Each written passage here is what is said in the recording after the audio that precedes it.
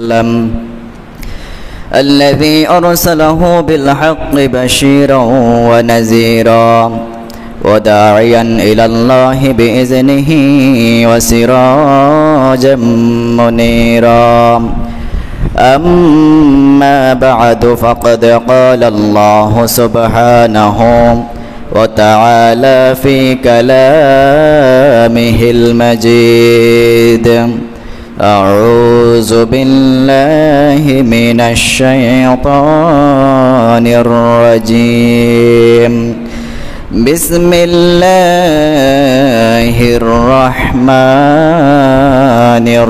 الرحيم الذين إن مكناهم في الأرض أقاموا الصلاة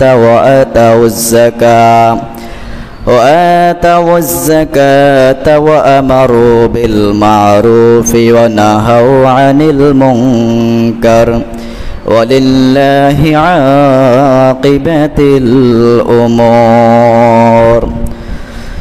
وقال تعالى إن الله وملائكته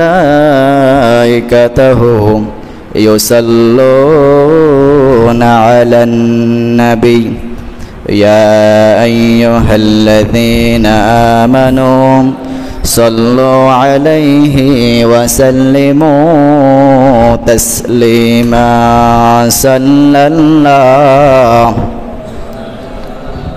محمد صلى الله عليه صلى الله على محمد صلى الله عليه كنز الكرم مولى النعم هادي الأمم لشريعته صلى الله على محمد صلى الله عليه وسلم صلى الله على محمد صلى الله محمد سيد الكونين والثقلين والفريقين من عرب ومن عجم بلغ العلا بكماله كشف الدجى بجماله حسنت جميع خصاله صلوا عليه وآله صلى الله عليه وسلم. মুআজ্জাজ মুহতারাম সম্মানিত মুসলিম کرام, আমরা সর্বপ্রথম আল্লাহ তাআলা দরবারে শুকরিয়া আদায় করেছি যে মহান রব্বে কারীম আমাদেরকে সাইয়্যিদুল আইয়াম পবিত্র জুমার দিনে তার ঘর মসজিদে আসার আলোচনায় শামিল হওয়ার কিছু কথা বলার শোনার যে সুযোগ করে দিয়েছেন, তৌফিক দিয়েছেন। এই জন্য আমরা সেই মহান রব্বুল আলামিনের দরবারে অন্তরস্থল থেকে শুকরিয়া আদায় করেছি। আলহামদুলিল্লাহ। তারও সাথে সাথে লাখ কোটি তার চাইতে অধিক দুরূদ ও সালাম পেশ করেছি মানবতার মুক্তির দিশারি, মানবতার মুক্তির দূত, রাহমাতুল্লিল আলামিন, এই অন্ধকারময় মানব জাতিকে যিনি হেদায়েতের আলো দান করেছেন, হেদায়েতের পথে এনেছেন, বিশ্বব্যাপী ইসলামী হুকুমত কায়েম করার পথ সুগম করে গিয়েছেন, সে মহান নবীর প্রতি সাল্লাল্লাহু আলাইহি ওয়াসাল্লাম। সম্মানিত হাজিরিন, আল্লাহ সুবহানাহু ওয়া তাআলা তিনি পবিত্র কোরআনের সূরাতুল হজ এর 41 নম্বর আয়াতে তিনি বলেন আল্লাযীনা ইম্মাক্কান্নাহুম ফিল আরদ, যাদেরকে আমি জমিনের মধ্যে আপনার ক্ষমতা দান করি, যাদেরকে জমিনের মধ্যে আমি কি দান করি? ক্ষমতা দান করব। ফিল আরদে, জমিনের ভিতরে, আকামুস সালাহ, তাদের কাজ হচ্ছে 60টি কাজ। কয়টি কাজ? প্রধানত 4টি। আকামুস সালাহ, তারা 1 নম্বর কাজ হচ্ছে তারা নামাজ প্রতিষ্ঠা করবে। কি প্রতিষ্ঠা? নামাজ প্রতিষ্ঠা করবে। ও আতাউজ যাকাহ, 2 নম্বর হচ্ছে তারা যাকাত আদায়ের রাষ্ট্রীয় পর্যায়ে রাষ্ট্রীয়ভাবে ধনীদের থেকে সম্পদের যাকাত আদায় করবে। 3 নম্বর হচ্ছে ও আমারু বিল মারুফ, ওই দেশের মানুষদেরকে নেক কাজের জন্য তারা আহ্বান করবে, আদেশ করবে। ও নাহাউ আনিল মুনকার, আর 4 নম্বর কাজ যেটা, সেটা হচ্ছে তারা মানুষদেরকে মন্দ কাজ, অন্যায় কাজ থেকে মানুষদেরকে বাধা দিবে। এই হচ্ছে একটা ইসলামী রাষ্ট্রের প্রধান কাজ। এই আয়াত থেকে আমরা বুঝতে পারি নামাজ, যাকাত, নেক কাজের প্রতি আদেশ আর বদ কাজ থেকে মানুষদেরকে নিষেধ করার জন্য ক্ষমতার প্রয়োজন। কিসের প্রয়োজন? কথা বলেন না, কিসের প্রয়োজন? ক্ষমতার প্রয়োজন, শক্তির প্রয়োজন। আপনি হয়তো কাউকে নামাজের জন্য অনুরোধ করতে পারেন, যাকাত না দিলে তাকে যাকাতের জন্য অনুরোধ করতে পারেন। কোনো একটা অন্যায় কাজ করতেছে, আপনি তাকে বাধা দেওয়ার চেষ্টা করতে পারেন, অথবা কাউকে ভালো কাজ আদেশ করতে পারেন, কিন্তু এগুলো মুখে মুখে। আপনার শক্তি প্রয়োগের ক্ষেত্র এই আপনার অসহায় অবস্থায় নাই। এজন্য এই কাজগুলো করতে হলে শক্তির প্রয়োজন রয়েছে। একজন মুসলিম হিসেবে তার প্রতি দৈনিক 5 ওয়াক্ত নামাজ ফরজ। সে যদি দৈনিক 5 ওয়াক্ত নামাজ না আদায় করে ইচ্ছাকৃতভাবে, তাহলে তার যে ঈমান, সে ঈমান ঠিক থাকে না, তার ঈমানের মধ্যে গলদ চলে আসে। একজন ব্যক্তি সুদের সাথে জড়িত হতে পারে না, কারণ সে মুসলিম। মুসলিম যদি সুদের সাথে জড়িত হয়ে যায়, হারামের সাথে জড়িত হয়ে যায়, তাহলে এই ব্যক্তির ঈমানের আপনার যেই পরিপূর্ণতা, সেই পরিপূর্ণতা থাকে না। তাহলে মানুষ সৃষ্টি করেছেন কে বলেন তো? মহান আল্লাহ তাআলা। মানুষের জন্য সবচাইতে কল্যাণ কামী হচ্ছেন আল্লাহ তাআলা। কোন কাজ করলে, কোন আইন করলে, কোন হুকুম করলে মানুষের জন্য কল্যাণ হবে, মানুষের উপকার হবে, ইহজগৎ পরজগৎ উভয়কালে মানুষ মুক্তি পাবে, সেই সকল কিছু জানেন কে বলেন? আল্লাহ তাআলা জানেন। মানুষের উপকার, আমার কি উপকার হবে, কি ক্ষতি হবে, এটা আমার থেকে আল্লাহ তাআলা, আমার সৃষ্টিকর্তা বেশি জানেন। এজন্য যিনি আইনদাতা হবেন তিনি কে হবেন বলেন? আল্লাহ। কথা বলেন। যিনি আইন দিবেন তিনি কে? হুকুমদাতাকে, বিধানদাতাকে। সকল কিছুর ক্ষমতার কার আয়ত্তাধীন আছেন? আল্লাহ তাআলার হাতে সকল ক্ষমতা। তাহলে সকল কিছুর ক্ষমতা হচ্ছে আল্লাহর কাছে। যিনি আইন দিবেন তিনি হচ্ছেন আল্লাহ, যিনি হুকুম দিবেন তিনি আল্লাহ, যিনি বিধান দিবেন তিনিও আল্লাহ। আল্লাহর হুকুম বাদে মানব রচিত কোনো আইন, আল্লাহ বিরোধী কোনো আইন যদি প্রতিষ্ঠিত হয়, সেটাকে কোনো মুসলমান মেনে নিতে পারে? মেনে নিতে পারে না। আল্লাহ তাআলা তিনি বলেন, ইনিল হুকমু ইল্লা লিল্লাহ, হুকুম কেবলমাত্র আল্লাহ তাআলার, হুকুম কেবলমাত্র আল্লাহ তাআলার। এর অর্থ হচ্ছে মানব জীবনের সকল দিক, ব্যক্তিগত, পারিবারিক, সামাজিক, রাষ্ট্রীয়, অর্থনৈতিক, রাজনৈতিক, আন্তর্জাতিক প্রত্যেকটি দিকের হুকুম, আহকাম, আইন বাস্তবায়ন, আইন প্রণয়ন, সকল কিছুর মালিককে বলেন? আল্লাহ। কারণ আল্লাহর আইনই চূড়ান্ত ন্যায়ের মানদণ্ড। আল্লাহ তাআলার আইনের মধ্যে কোনো অকল্যাণ আছে? অকল্যাণ নাই। মানব রচিত আইন পরিবর্তনশীল। হয়তো এখন কেউ একটা আইন করছে, কয়েকদিন পরে তার এই আইন কার্যকর হয় না, এটা অন্যকে মেনে নেয় না, এটা মানুষের জন্য অকল্যাণ করা হয়ে যেতে পারে। আর আল্লাহ তাআলার যে আইন সেটা অপরিবর্তনশীল, সেটা কখনো পরিবর্তন হয় না। এজন্য আল্লাহর হুকুম মানা ঈমানের অঙ্গ, ঈমানের অঙ্গ। আল্লাহ তাআলার হুকুম যারা মানে না, তাদেরকে আল্লাহ তাআলা কি নামে অভিহিত করেছেন। যদি আমরা মুসলমান যদি এই জিনিসগুলো চিন্তা করতাম, তাহলে আমরা বুঝতে পারতাম আসলে আল্লাহর আইন এই পৃথিবীর মধ্যে বাস্তবায়ন করা, আল্লাহর বিধান দিয়ে শাসন করা, আল্লাহ তাআলার হুকুম মতে দেশ সমাজ ব্যক্তি সকল কিছু পরিচালনা করা, এটার উপকারিতা এবং এটা না মানার ব্যাপারে কি ধমকি রয়েছে, অপকারিতা কি, এই ব্যাপারে যদি আমরা উপলব্ধি করতে পারতাম তাহলে আমাদের কতই না কল্যাণ হতো।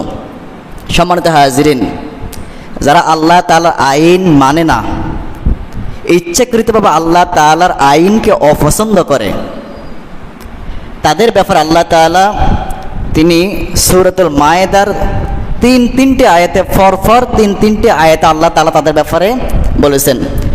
আল্লাহ তাআলা বলেন, ওমাল্লাম ইয়াহকুম বিমা আনজালাল্লাহু ফাউলাইকা হুমুল কাফিরুন। আর যে ব্যক্তি আল্লাহর আইন অনুযায়ী আল্লাহ যা নাজিল করেছেন ওই আইন অনুযায়ী বিচার ফয়সালা করে না, ওই ব্যক্তিরাই হচ্ছে কাফির, ওই ব্যক্তিরা হচ্ছে আল্লাহর বিধানকে অস্বীকারী। তা আল্লাহর বিধান অনুযায়ী আল্লাহ যে কিতাব দান করেছেন, যে শরীয়ত দান করেছেন, ওই শরীয়ত মোতাবেক যারা বিচার ফয়সালা করে না তাদেরকে আল্লাহ তাআলা কি বলছেন? কাফির। কি বলছেন? কাফির। কাফিররা কি আল্লাহর আইন শরীয়ত মোতাবেক তারা কি তাদের সকল কার্যক্রম, বিচার কার্যক্রম দেশ পরিচালনা করে না?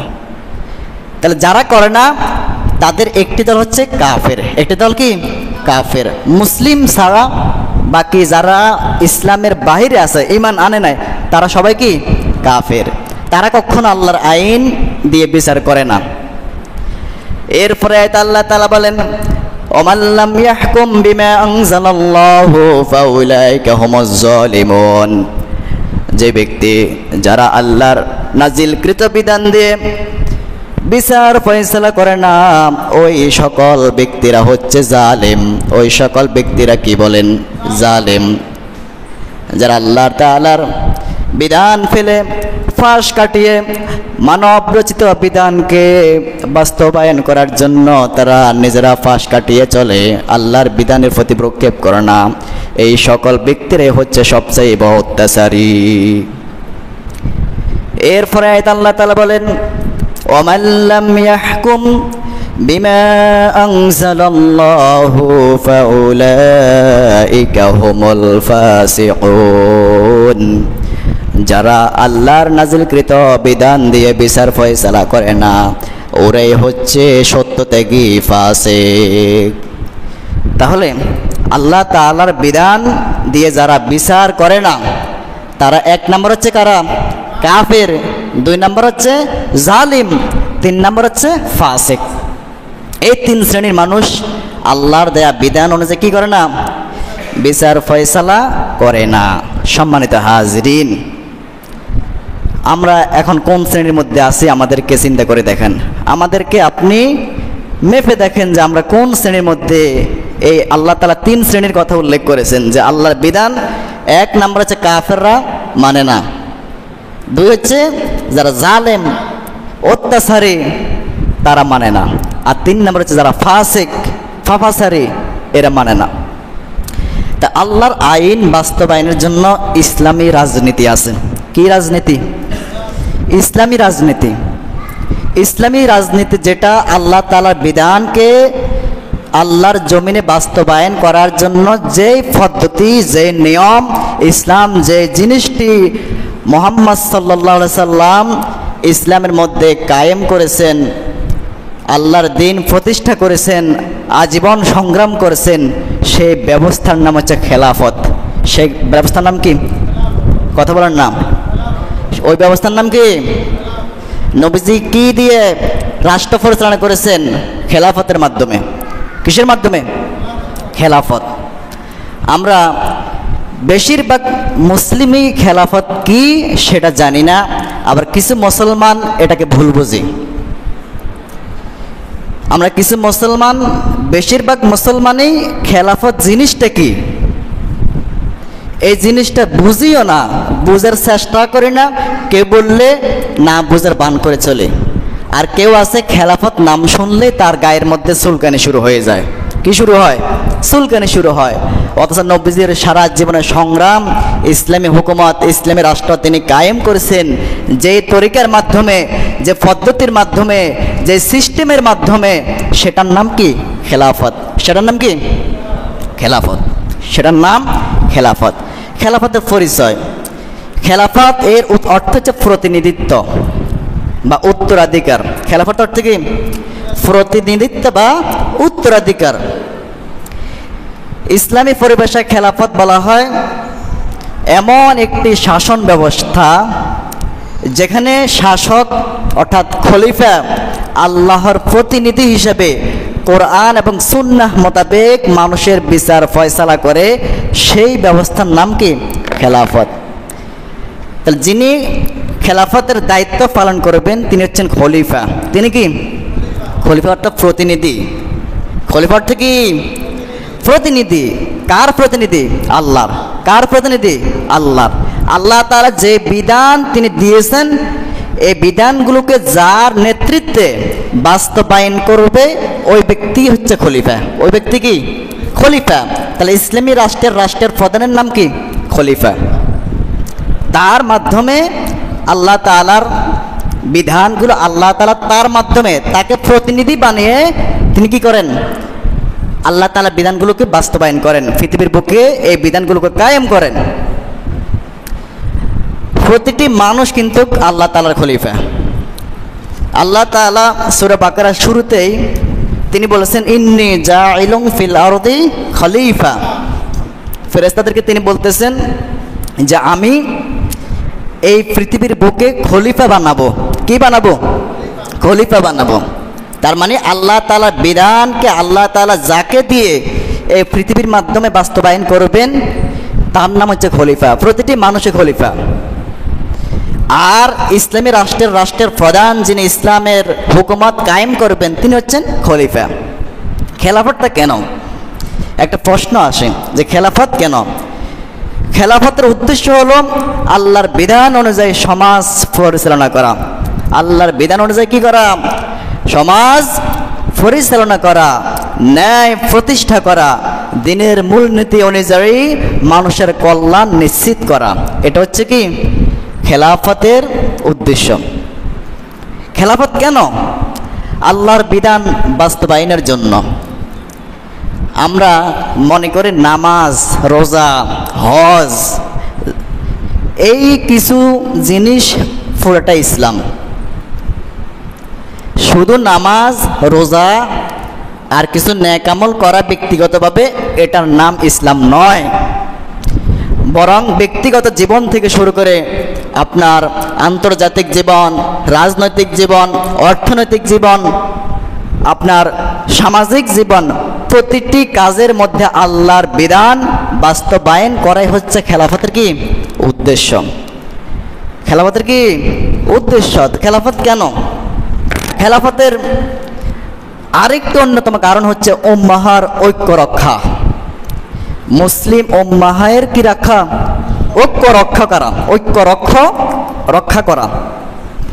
সম্মানিত হাজিরিন, পৃথিবীর মধ্যে প্রায় 200 কোটি মুসলমান। কয়শো কোটি বলেন? 200 কোটি কি জাতা ব্যাপার মনে করেন নাকি? 200 কোটি। যে জায়গাত আপনার যারা পুরো পৃথিবীর মধ্যে বর্তমানে অশান্তি সৃষ্টি করছে সে ইহুদিরা মাত্র 80 থেকে 90 লক্ষ মাত্র। আর মুসলমানরা কত? 200 কোটি। 200 কোটি চিন্তা করছেন? 1 কোটি, 2 কোটি, 100 কোটি, 200 কোটি চিন্তা করেন। আর ইহুদিরা 1 কোটির কাছে যায় না এখনো তাদের জনসংখ্যা। তাহলে এই খেলাফত প্রায় 57টার বেশি মুসলিম রাষ্ট্র মুসলমানদেরকে ঐক্য করা, এটা হচ্ছে খেলাফতের উদ্দেশ্য। বর্তমানে 57টি মুসলিম রাষ্ট্র হয়ে মুসলমানদেরকে ছিন্ন বিচ্ছিন্ন করে দিয়েছে। জাতীয়তাবাদের মতো একটি কুফরি মতবাদ আমাদের মধ্যে ছাপিয়ে দিয়ে আমাদের মুসলমানদেরকে আলাদা আলাদা আলাদা রাষ্ট্র করে মুসলমান এখন অসহায় হয়ে গিয়েছে, যে কেউ কারো বিপদে সাহায্য করতে চাইলেও পারতেছে না। কারণ জাতীয়তাবাদ, নিজের স্বার্থ ইত্যাদির কারণে নির্দিষ্ট একটি গণ্ডির ভিতরে আমাদের মুসলমানদেরকে বিভক্ত করে দিয়েছে। কিন্তু ইসলামী খেলাফত যদি হতো, 57টি দেশের 200 কোটি মুসলমান প্রত্যেকে এক প্ল্যাটফর্মে এক পতাকার তলে একই সাথে ইসলামের কাজ করতে। বলেন আল্লাহু আকবার। সম্মানিত হাজিরিন, খেলাফত কেন? জুলুম, দুর্নীতি, অন্যায় প্রতিরোধ করা হচ্ছে খেলাফতের কাজ। সমাজের মধ্যে, রাষ্ট্রের মধ্যে কেউ জুলুম করবে, ইসলামী খেলাফত থাকলে তাকে সুযোগ দিবে, এটা কখনো হতে পারে না, কখনো সাহস করবে না। দুর্নীতি করা, দুর্নীতি প্রতিটি ঘরে ঘরে দুর্নীতি পৌঁছে গেছে। ইসলামী খেলাফত যদি প্রতিষ্ঠা হতো, তাহলে দুর্নীতি কখনো, কেউ আল্লাহর ভয় তার অন্তরে পয়দা হয়ে যেত, কখনো হারাম একটি পয়সাও সে কি করতো না, রোজগার করতো না। দুর্নীতি অবৈধভাবে সে একটা পয়সাও ইনকাম করতো না। আর খেলাফতের যে উদ্দেশ্য, নৈতিক সমাজ গঠনের জন্য। বর্তমান পশ্চিমা বিশ্ব আমাদেরকে অসুস্থ একটি সমাজ গঠনের জন্য বিভিন্নভাবে তাদের যেই প্রোপাগান্ডা, তাদের যেই নিয়ম নীতি, তাদের বানানো যে সিস্টেম, এইগুলো আমাদের সমাজে, আমাদের পরিবারের মধ্যে ঢুকে দিয়ে পরিবারে অশান্তি সৃষ্টি করতেছে। সমাজের মধ্যে অশান্তি, মারামারি, কাটাকাটি, হিংসা, বিদ্বেষ, পরস্পরের প্রতি ঘৃণা ইত্যাদি জন্ম নিতেছে। কিন্তু একটা খেলাফত যদি থাকতো আমাদের এই দেশে, তাহলে কখনো এই সামাজিক, পারিবারিক দেশের মধ্যে কোনো রকমের অশান্তি থাকতো না। খেলাফত কেন? পশ্চিমা আগ্রাসন ও সংস্কৃতি থেকে রক্ষা করা। বর্তমান পশ্চিমা বিশ্ব মুসলিমদেরকে, মূলত হচ্ছে মুসলিমদেরকে টার্গেট করা, মুসলমানদের শক্তি খর্ব করার জন্য তারা বিভিন্নভাবে মুসলমানদের উপর, মুসলিম দেশের উপর, মুসলিম ভূমির উপর হস্তক্ষেপ করতেছে। খেলাফত হলে তাদের সেই আগ্রাসনের কালো হাত মুসলমানরা ভেঙে টুকরে টুকরে করে দিত, তাদেরকে সেই সুযোগ কখনো দেয়া হতো না। সম্মানিত হাজরিন, বিশ্ব শান্তির জন্য খেলাফত, ওসমানীয় খেলাফত, রাসূলুল্লাহ সাল্লাল্লাহু আলাইহি ওয়াসাল্লামের যে খেলাফত, খোলাফায়ে রাশিদিনের খেলাফত, আব্বাসীয় খেলাফত, যখন তারা বিশ্ব মুসলিমদেরকে নেতৃত্ব দিয়েছে, বিশ্বের বেশিরভাগ জায়গায় অশান্তি ছিল না, বিশ্ব শান্তি পৃথিবীর মধ্যে কায়েম ছিল। সম্মানিত হাজিরিন, খেলাফতবিহীন এই পৃথিবী মুসলমানদের জন্য দিনে দিনে এমন বেঁচে থাকার জন্য যেই অবস্থা, যেই খারাপ অবস্থা, অবনতি, খেলাফতবিহীন মুসলমানরা কখনো শান্তি পেতে পারে না। খেলাফত ছাড়া মুসলমানদের শান্তি নাই। যতক্ষণ পর্যন্ত আল্লাহর দিন, ইসলাম, নবী সাল্লাল্লাহু আলাইহি ওয়াসাল্লামের তরিকা মতে খেলাফতের মাধ্যমে পরিচালিত না হবে, ততক্ষণ পর্যন্ত বিশ্ব মুসলিম যতই পশ্চিমা বিশ্বের তৈরি করা তন্ত্র মন্ত্র, যত কিছু দিয়ে দেশ সুন্দরভাবে চালানোর চেষ্টা করুক, পৃথিবীর মধ্যে শান্তি প্রতিষ্ঠা করার জন্য চেষ্টা করুক, কখনো সম্ভব নয়, কখনো সম্ভব নয়। কারণ যিনি সৃষ্টিকর্তা, যিনি পালনকর্তা, যিনি আইনদাতা, যিনি হুকুমদাতা, তিনিই বোঝেন মানুষের কল্যাণ কোথায়। তিনি আমাদেরকে খেলাফত, এই খেলাফত তিনি দান করেছেন। সম্মানিত হাজিরিন, যোগে যোগে নবী রাসূলদেরকে আল্লাহ তাআলা খেলাফত দিয়েছেন। আল্লাহ তাআলা হযরত দাউদ আলাইহিস সালাতু ওয়াস সালাম, তাকে তিনি লক্ষ্য করে ডাক দিয়ে বলতেছেন, হে দাউদ, আমি তোমাকে খলিফা বানাইলাম, তুমি সুতরাং আল্লাহর বিধান অনুযায়ী তুমি মানুষদের মধ্যে ফয়সালা করো, বিচার বিশ্লেষণ করো, বিচার করো। এভাবে প্রতিটি নবী আল্লাহর বিধান অনুযায়ী কি করছেন? বিচার ফয়সালা করেছেন। সম্মানিত হাজিরিন, এই জন্য খেলাফত, আমরা খেলাফত ভুলে গেছি। অনেকে মনে করে খেলাফত মানে জঙ্গিবাদ, অনেকে মনে করে খেলাফত হইলে তো আমাদের অন্যায় অবিচার সকল কিছু নষ্ট হয়ে যাবে। সম্মানিত হাজিরিন, খেলাফত জিনিসটা আসলে কি? সকল মানুষের জ্ঞান, সকল মানুষের এলেম, সকল মানুষের বুঝতে একরকম নয়। আমি আজকে আপনাদেরকে খেলাফত আসলে জিনিসটা কি সহজভাবে একটি উদাহরণ দিয়ে বোঝানোর চেষ্টা করব। খেলাফতকে আমি একটি ছোট্ট উদাহরণের মাধ্যমে আপনাদেরকে বোঝানোর চেষ্টা করব। সেটি হচ্ছে, খেলাফত হচ্ছে একজন পিতার, একজন বাবার মতো। কিসের মতো? কথা কন। খেলাফতটা কিসের মতো? একজন বাবার মতো। একটা পরিবারে একজন বাবা যদি না থাকে, তাহলে ওই পরিবারের সন্তানরা কেমন যেন অসহায় হয়ে যায়। ঠিক না বা ঠিক? ঠিক না? একটা পরিবারের বাবা যদি না থাকে, ওই পরিবার ভেঙে পড়ে। পরিবারে যারা সদস্য ছেলেমেয়েরা অসহায় হয়ে যায়। অনেকে ঠিকমতো খেতে পারে না, অনেকে ফুটতে পারে না, অনেকে সুন্দরভাবে স্বাধীনভাবে জীবনযাপন করতে পারে না। অনেকেই বাবা না থাকার কারণে বিভিন্ন পার্শ্ববর্তী মানুষদের অত্যাচারের সম্মুখীন হয়ে যায়। ঠিক না বা ঠিক বলেন?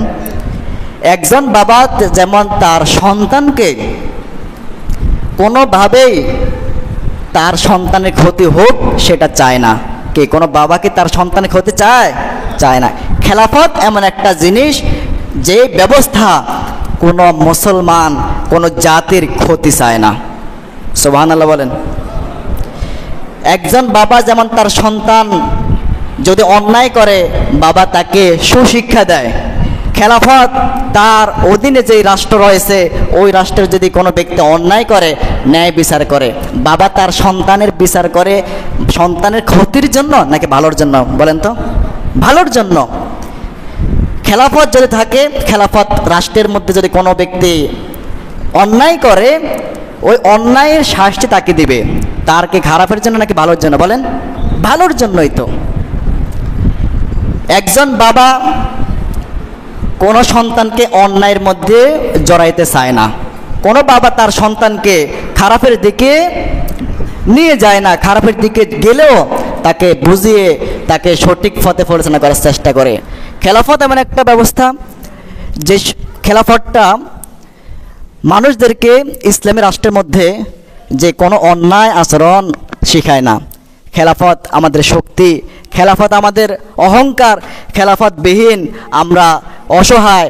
একজন বাবা না থাকলে পরিবারের সন্তানদের প্রতি যেমন অত্যাচার নির্যাতনের মাত্রা বিভিন্ন দিক থেকে শুরু হওয়ার আশঙ্কা থাকে, খেলাফতবিহীন একটি দেশ, একটি মুসলিম রাষ্ট্র আপনার বিভিন্ন দিক থেকে আক্রমণের শিকার হয়ে যায়। সম্মানিত হাজিরিন, এই জন্য খেলাফত শুধু খেলাফত যখন ছিল তখন ছিল আমাদের মধ্যে মায়া, স্নেহ, মমতা, নিরাপত্তা, শরীয়তের কার্যকর। একজন খলিফা তিনি কেবল রাজা ছিলেন না, তিনি ছিলেন একজন কাজী, তিনি ছিলেন শিক্ষক, তিনি ছিলেন মুরব্বী, তিনি ছিলেন উম্মাহের মুর্শিদ। তিনি আপনার উম্মাহের দুঃখে কাঁদতেন, তাদের শান্তির জন্য জেগে থাকতেন। ভাইরা, আজকে যদি তাকান ফিলিস্তিনের দিকে, রক্ত ঝরছে অবিরামভাবে মুসলমানদের। কাশ্মীরের মুসলমানদের রক্ত ঝরছে, রাখাইনদের মুসলমানদের রক্ত ঝরছে, আপনার চীনের উইগুরের মুসলমানদের রক্ত ঝরছে, সোমালিয়া বলেন, সুদান বলেন, বিভিন্ন রাষ্ট্রের মধ্যে মুসলমানদের রক্ত ঝরছে।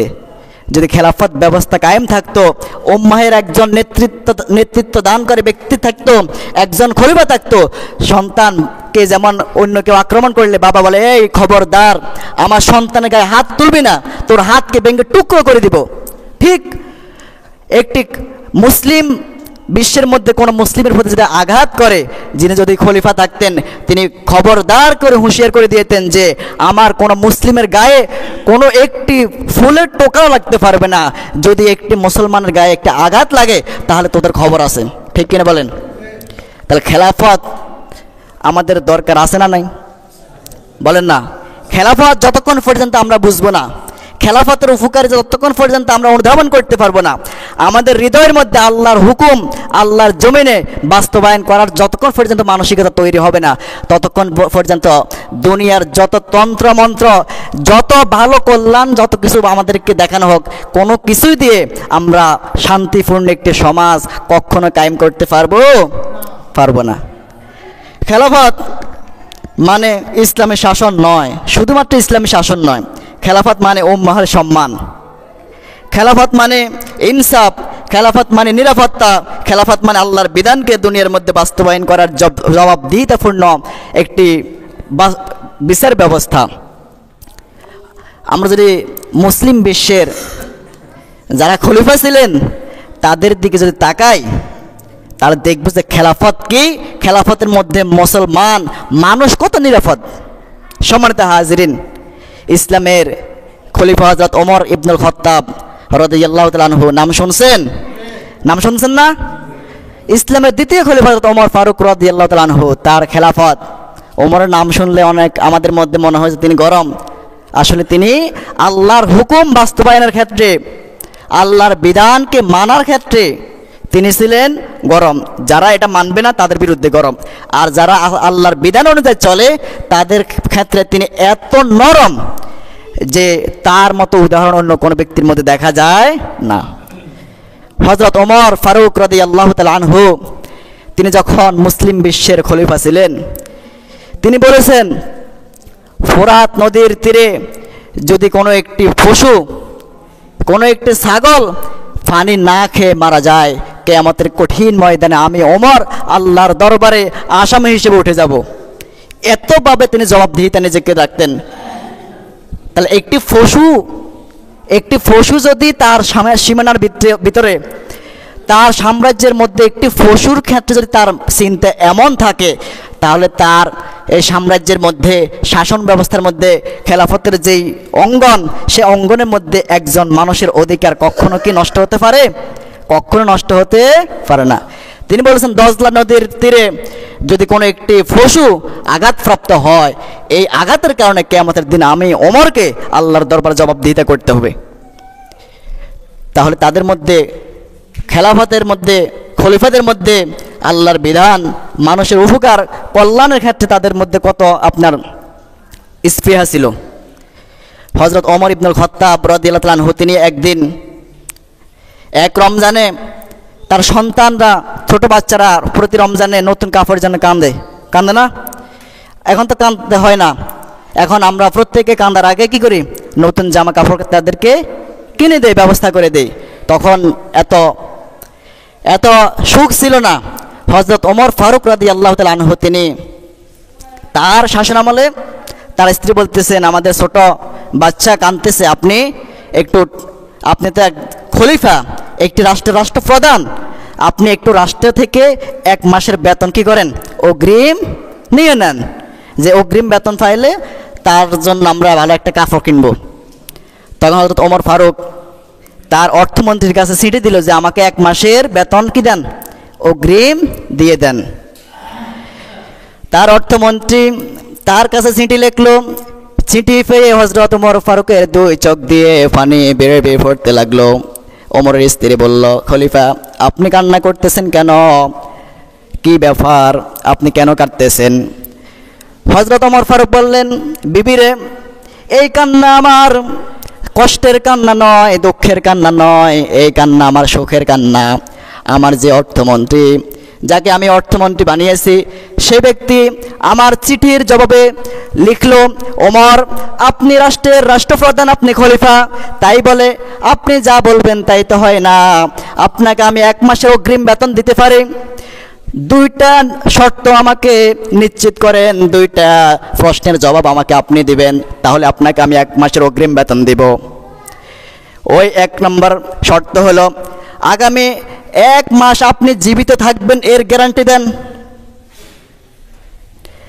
2 নম্বর শর্ত হলো, আগামী 1 মাস আপনাকে মানুষে ক্ষমতার মধ্যে রাখবে, এর নিশ্চয়তা দেন।